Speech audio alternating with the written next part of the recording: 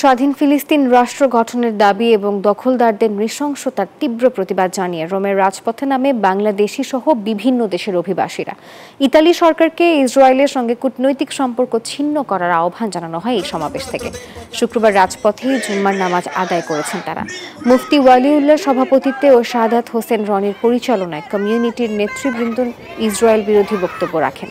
স্থানীয় বাংলাদেশি কমিউনিটির নেতারা এই বিক্ষোভ সমাবেশে ঐক্যবদ্ধভাবে ইসরায়েল বিরোধী আন্দোলন গড়ে তোলার আহ্বান জানান। ইতালিয়ান যে গভর্নমেন্ট আছে তাদের কানে পৌঁছানো যে আমরা নয়, শুধু বাঙালি না, এখানে কিন্তু বহির্বিশ্বের সকল দেশের লোক এখানে অবস্থান করছে। মন থেকে ঘৃণা করছি এবং বিশ্ব নেতৃবৃন্দকে নিন্দা জানাচ্ছি যে সবার সামনে এরকম প্রকাশ্যে হাজার হাজার মানুষকে নির্বিচারে মারছে। ইনশাআল্লাহ গাজা ফ্রি হবে একদিন। আমরা সেই আন্দোলনের জন্য আজকে রাজপথে সবাই। বান্ডেল থাকলে প্রতি সেনমানিতে টাকা বাঁচবে। বিকাশ সেনমানি বান্ডেল কিনে জিতুন প্রতি লেনদেনে।